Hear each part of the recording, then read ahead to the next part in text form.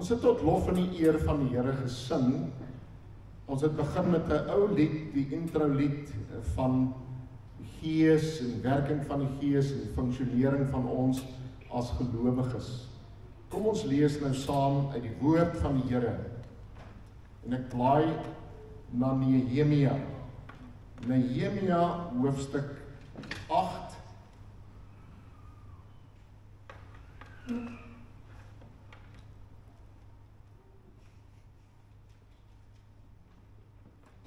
Nehemia hoofstuk 8. So kom ons lees vanaf vers 1 af. Toe die 7de maand aanbreek, was die Israeliete dus oral in die stede. Die hele volk het soos een man bymekaar gekom en op die plein voor die waterpoort en vir Esra, die skrifgeleerde, gevra om die wetboek van Moses, waarin die bevele van die Here aan Israel opgeteken is, te bring. Die priester Esra het toe die wet voor die gemeente gebring, man en vrou, elkeen wat kon verstaan. Dit was op die eerste dag van die 7de maand. Hy het daaruit voorgelees op die plein voor die waterpoort, van ligdag af tot die middel van die dag, ten aanhore van mans, vrouens en elkeen wat kon verstaan. Die aandag van die hele gemeente was by die wetboek.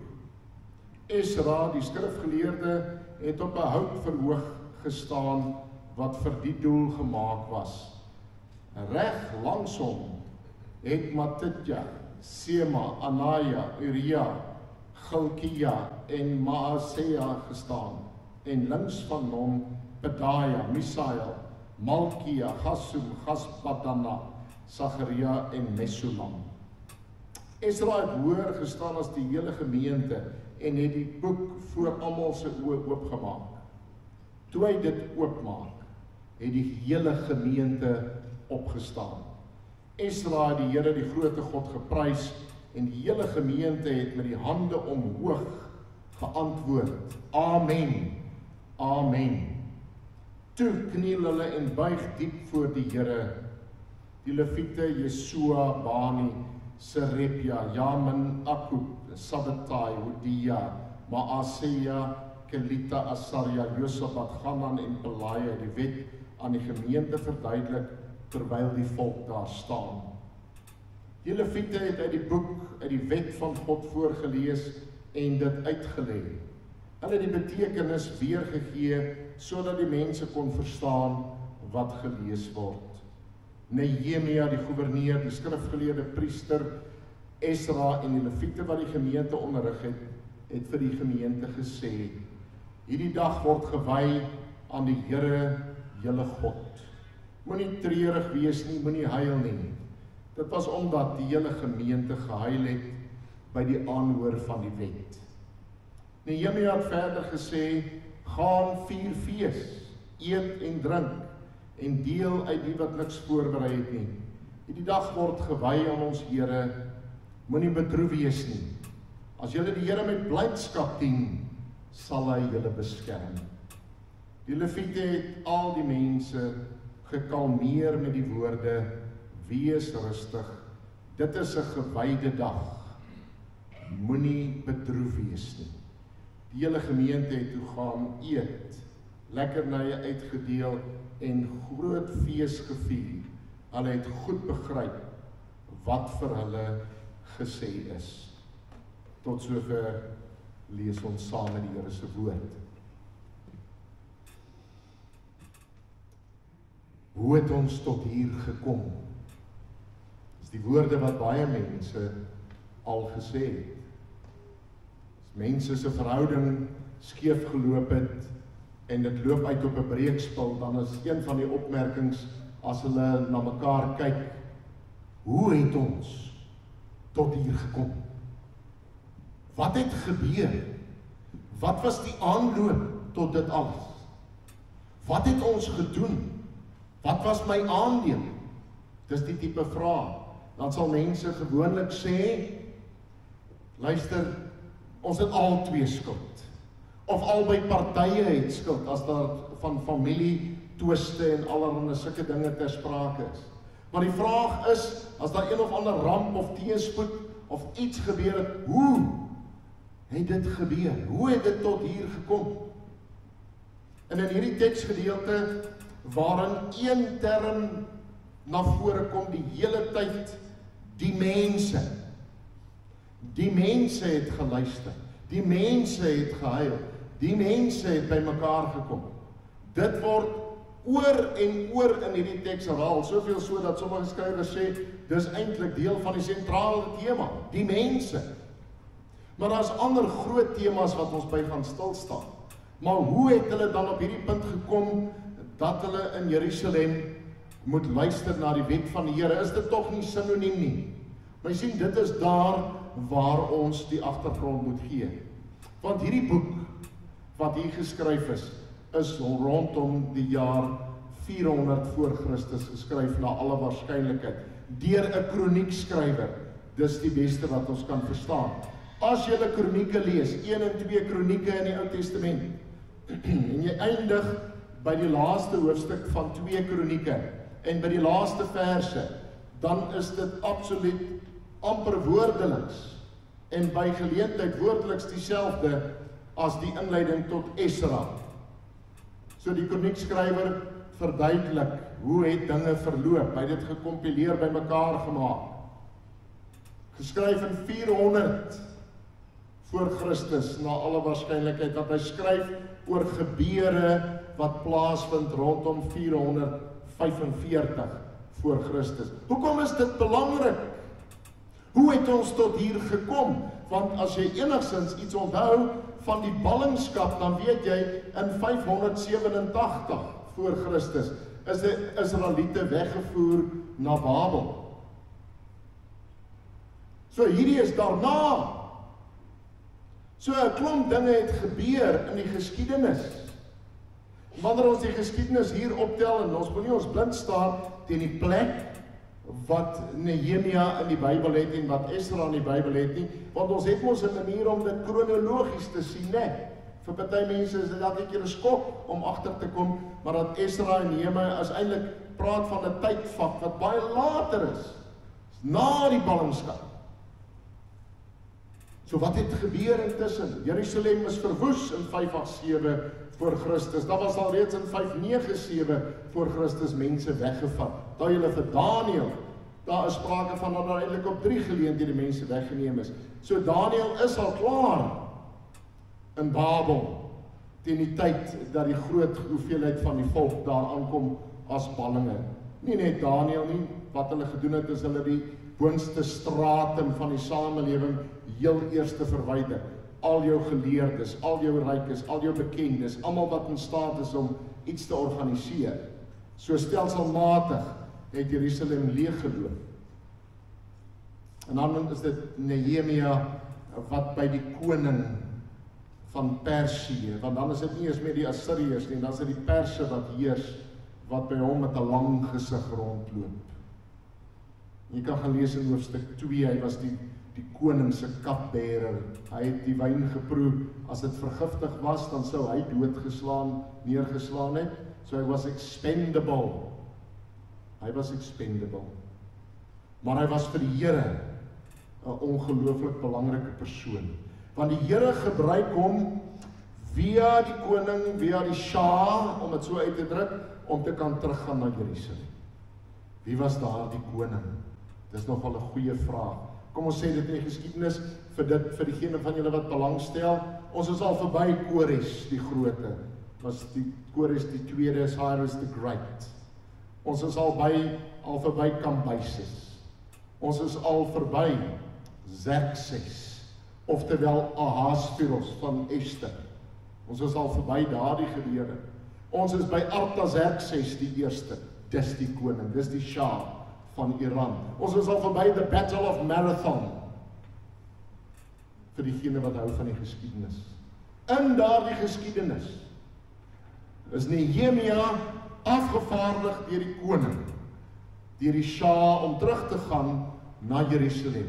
Na hierdie plek waar dinge sleg lyk, waar daar soveel teenstand is. Sanballat van Samaria, Tobia die Amoriet, en ook van Geshem se kant af is daar teestand. Maar vir God is dit belangrik. dat daar 'n goewerneur moet wees. En Nehemia is 'n goewerneur van die Persiese ryk. Want die Perse het gesê, dis verkeerd wat die Assiriërs gedoen het. En dis verkeerd wat die Babiloniërs gedoen het. Hulle het die gode verwyder uit hulle plek waar hulle gelukkig was. En daarom moet hulle gode teruggaan.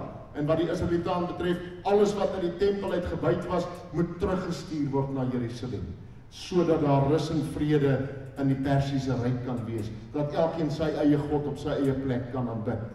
Dit het die Here God bewerkstellig. Mense, as julle die Bybel lees en jy lees om met daardie agtergrond, dis ondenkbaar dat God ongenadig. Wat is dat nou gedoen?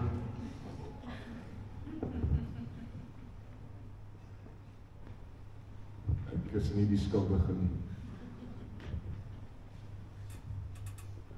Die Here God het dit bewerkstellig.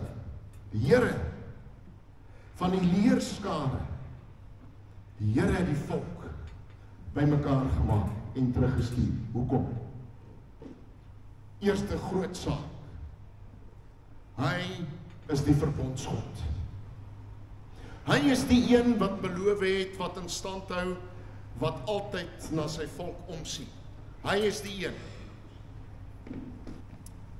Die Here God is die verbondsgod. Hy is die een wat die volk bymekaar hou, bymekaar maak. Hy is getrou aan homself, hy is getrou aan sy eie beloftes. Dis die sentrale tema. Voordat ons enige ander afleiding wil maak, moet ons aanvaar en ontdek dat dit God is wat sy eie woord hou.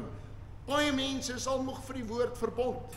Wat hulle nie verstaan nie is, dis een van die kerntemas dwars deur die Bybel. Verbond het te doen met die verbintenis wat God met sy volk het. Maar die verbond word altyd begrens. Verbond word altyd begrens, bepaal deur die Torah, die wet van God. So binne die verbintenis tussen God en mens, daar binne daardie ooreenkoms is daar 'n manier hoe om te lewe. En die volk het nie daaraan gehoor gegee nie.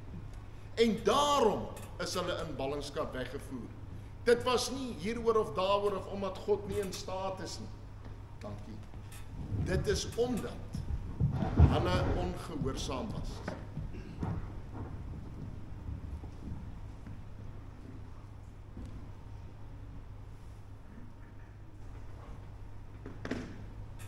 Hulle het teen God in opstand gekom. Daarom, omdat hulle teen God in opstand gekom het, daarom is hulle in ballingskap weggevoer.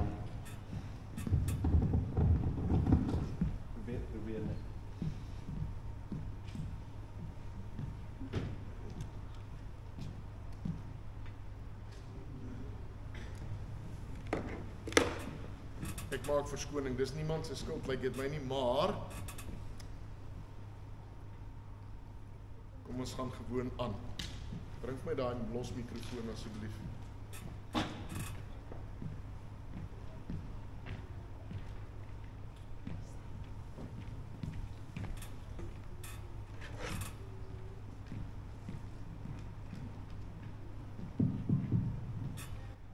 So wat ons mee te doen het, is 'n God wat sê, die verhouding tussen God en mens word nie bepaal deur mense nie. Dit word bepaal deur dit wat God vir ons vra en van ons vra.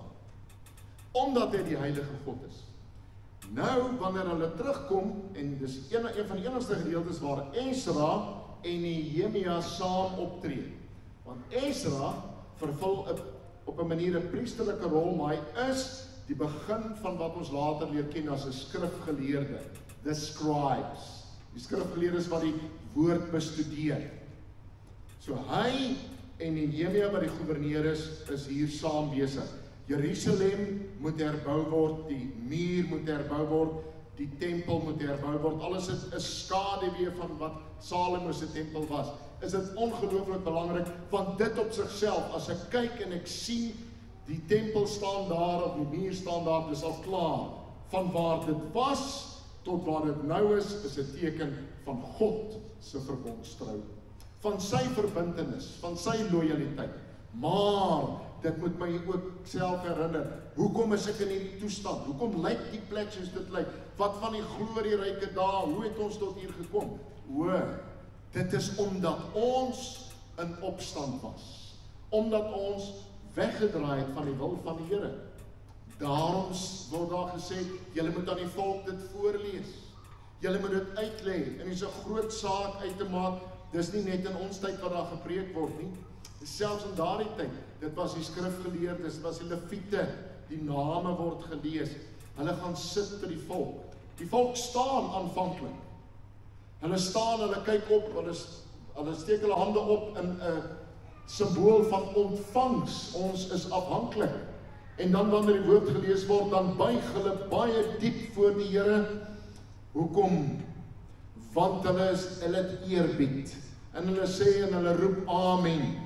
Want hulle bevestig, dit is die waarheid. Dit is so belangrik om te onthou, ons het vergeet. En so lees hy van die oggend af. 6 ure lank. 6 ure lank hou daai preek aan. Hy staan op 'n oud verhoog, met ander woorde, dis voor die tyd al voorberei. Hierdie was planmatig. Dit het nie maar net impromptu gebeur nie. Dit was bedoel om die volk weer terug te bring na die wetboek van Moses. So dit is die tweede saak. Die eerste die verbondsgod, tweedens die wetboek van Moses. Dit van nou af gaan die volk rig en lei. Voortvloeiend daaruit, daar is 'n toekoms in die derde plek. 'n Toekoms van feesvreugde. 'n Toekoms wat inhou al die potensiaal wat God vir mense gee. So wat se afleidings maak ons as ons vinnig oor hierdie hele stuk geskiedenis gaan? Ons sien God se verbondstrou daarna. Ons sien uiteindelik sy verbondstrou kry sy hoogtepunt, sy beloftes, die verwagting in Jesus Christus.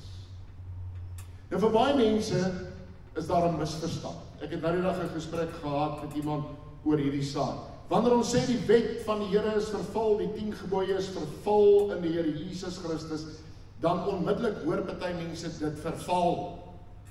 Dis nie wat dit bedoel nie. Dit gee aan die wet sy diepste betekenis.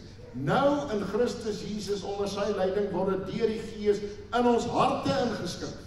Die bedoeling van die wet van Moses, dit wat die wil van God is, kry 'n dieper dimensie. Dit word nie net meer 'n oppervlakkige letter nie. Baie mense hanteer die Bybel so. Hulle wil letterlik sien, waar is die grens? Kan ek dit doen en mag ek dit doen? Tot waar mag ek? Wat is die minimums en wat is die maksimums? Dit is totaal 'n sondige manier van dink. Dit het getuig nie van 'n diepte liefdesverhouding met die Here nie. Wanneer die Here Jesus na die wêreld kom en die wil van sy Vader doen, dan kry daar die wil van sy Vader neerslag deur die mens in die elke dag. Hoe moet ons leef om soos Jesus te lyk? Om aan die wil van die Vader te doen. Kyk na Jesus as die voorbeeld. Hy is die een wat die wet volledig uitvoer en dit 'n dieper dimensie en 'n dieper verstaan gee. So dit is in baie kort gestel. So die wet staan steeds sentraal, maar baie meer nog. Baie meer nog as die Ou Testamentiese mens wat probeer het om met minimums te werk. Wat die hele tyd probeer het om goed te analiseer. Nee, hier is 'n saak van absolute toewyding van harte. Die volk hoor, die mense hoor en hulle reageer. Waar die woord van God verkondig word, onder leiding van die Heilige Gees is die gebed en die begeerte en die oproep dat mense se harte in beweging sal kom. In hierdie geval het hulle gehuil. Hulle het geweeklag. Dit het aan mekaar gebeur. Hoe het dit gebeur? Want hulle was diep bewus van hulle eie sondigheid. Van hulle eie rebellie en opstand. As ware kon hulle selfe woorde seker gebruik. Hoe het ek tot hier gekom? Het jy al vir jouself in die spieël gekyk? Mense wat dalk luister na hierdie gedeelte en op 'n dag kyk jy na jouself, jy maak jou oë toe en dit maak dit oop en jy vra vir jouself, hoe het ek tot hier gekom dat ek die mens is wat ek vandag is. Dit was nooit my droom en my beplanning nie. Wat het gebeur? Daar was 'n loslating tussen my en God. Dit is nie net tussen my en my vrou of my man of wie ook al of my kinders, daar's 'n loslating in die verhouding. Daarom is dit 'n tragedie as ons preek of as die Bybel gelees word en daar is geen reaksie. Die reaksie, hopelik, is vanweë die werking van die Heilige Gees. Wanneer ons met Pinksterdag daaroor nadink, dit is die Gees van God wat aan die werk is in mense se lewens. Die Gees beweeg ons harte. Dit maak dat ons eerlik is oor wie ons is. Kyk, die wet, die wil van God, dit ontmasker, ontbloot, maar dit dryf ook uit na Christus. Maar die verlossing is in Jesus Christus. En dit is alles ou bekende waarhede, waaroor ons baie keer te vinnig gaan. Wat is jou reaksie en my reaksie in hierdie dag? Wanneer ons nadink oor wat hier gebeur het. En dan kom ons by die nagmaal, wat al hierdie tekens op 'n manier versimboliseer, die verbintenis van God teenoor die mens. Hierdie is 'n vorm van 'n teken van 'n verbond. Die finale verbond in Jesus Christus word sigbaar uitgebeeld. Die finale verbintenis van God met die mens is in Jesus Christus en daar is die liggaam en die wyn uitgebeeld. Dit is ook 'n teken wat lei tot 'n oproep dat mense nie net sal kennis neem daarvan nie, maar dat hulle daaroor sal besluit. Daarom by nagmaal stel ons onsself oop en ons gaan dit net nou doen en ons kyk op na die Here. In die laaste plek moet ek verwys dat die nagmaal ten diepste 'n plek is waar ons fees vier. Die nagmaal is 'n feesgeleentheid. Deel van hierdie feesgeleentheid spoel oor wanneer ons met ander mense iets deel. Een van die baie redes hoekom Israel in ballingskap gegaan het, was vanweë hulle gebrek aan medemenslikheid en naaste liefde. Van die eksploitasie van hulle medemens. Van die slimmighede wat hulle ingebou het om nie te doen wat die Here vra teenoor die arme en die weduwee en die wees. Dit was een van die hoofredes hoekom hulle in ballingskap gegaan het. Want hulle was so selfsugtig en selfbehep. Hoe het ons tot hier gekom? Hoekom, waarvan spreek hierdie tekens? Dit spreek van ons eie dood, selfbeheptheid, selfvasgelooptheid, om op 'n punt te kom om te kan fees vier van weer die redding wat Jesus Christus bewerkstellig het. En ek dink dit is 'n goeie punt om op hierdie moment in die erediens dan stil te staan by juist dit wat gebeur het op daardie dag in Israel van ouds. En stel voor, hier staan Esra en Nehemia is ook daar. En daar is 'n hele aantal mense en hy staan op die verhoog en hy sê, toe het God al hierdie gebooie aangekondig, ek is die Here jou God, wat jou uit Egipte uit die plek van slawerny bevry het. Jy mag naas my geen ander gode hê nie. Jy mag nie vir jou 'n beeld of enige afbeelding maak van wat in die hemel daarbo of op die aarde hieronder of in die water onder die aarde is nie. Jy mag hulle nie vereer of dien nie, want ek, die Here jou God, eis onverdeelde trou aan my. Ek reken kinders die sondes van hulle vaders toe, selfs tot in die 3de en 4de geslag van die wat my haat. Maar ek betoon my liefde tot aan die 1000ste geslag van die wat my liefhet en my gebooie gehoorsaam. Jy mag die naam van die Here jou God nie misbruik nie, want die Here sal die een wat sy naam misbruik nie ongestraf laat bly nie. Sorg dat jy die Sabbatdag heilig hou, 6 dae met jy werk en alles doen wat jy moet. Maar die 7de dag is die Sabbat van die Here jou God. dan mag jy geen werk doen nie, jy of jou seun, of jou dogter, of die man of vrou wat vir jou werk, of enige dier van jou, of die vreemdeling by jou nie. Die Here het in 6 dae die hemel en alles daarin gemaak, die aarde en alles daarop, die see en alles daarin. Op die 7de dag het hy gerus, en daarom het die Here dit as gereelde rusdag ingestel, en dit geheilig. Eer jou vader en jou moeder, dan sal jy lank bly woon in die land wat die Here jou God vir jou gee. Jy mag nie moord pleeg nie, jy mag nie egbreek pleeg nie, jy mag nie steel nie. Jy mag nie vals getuienis teen 'n ander gee nie. Jy mag nie iemand anders se huis begeer nie. Jy mag nie sy vrou begeer nie, ook nie 'n slaaf of slavin, 'n bees of 'n donkie, of enigiets anders wat aan hom behoort nie. Jy weet wat die verstommende van hierdie gedeelte is, dat in Josia se tyd het hulle die wetboek ontdek.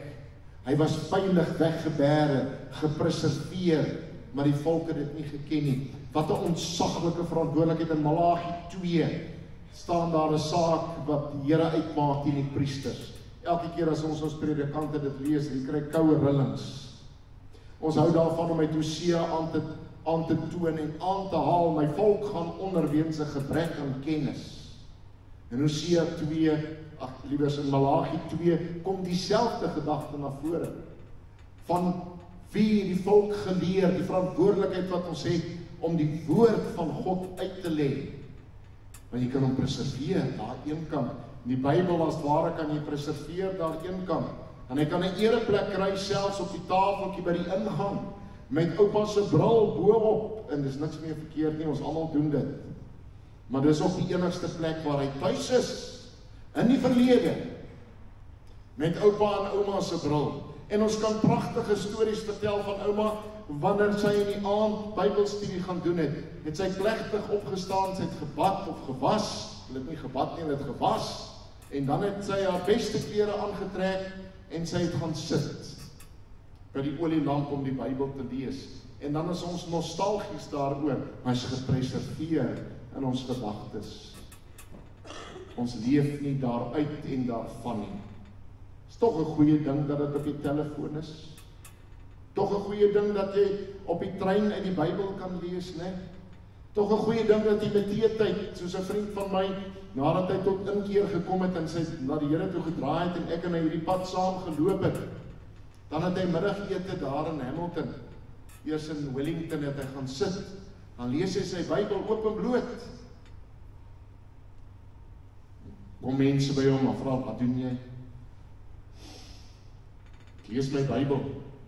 Toe die baas eendag 'n opmerking gemaak, maar die vriend van my, hy laat hom nie intimideer nie. Toe sê hy, luister, ek wil net een ding bevestig, betaal jy my van my middagete? Toe sê hy, nee, toe sê hy, maar los my, dan kan ek met my Bybel lees, as dit middagete is.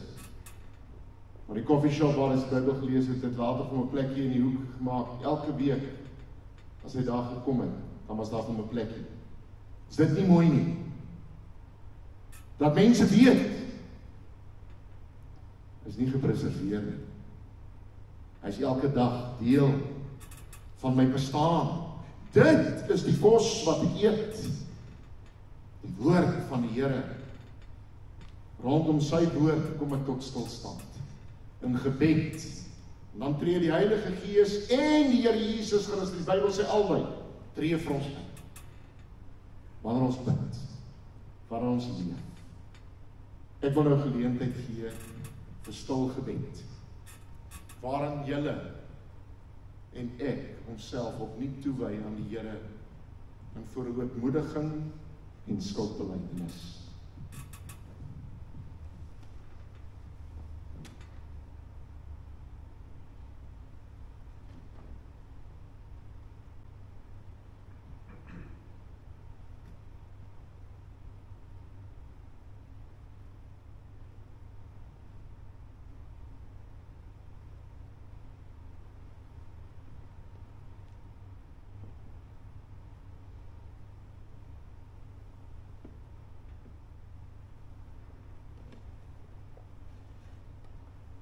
Amen.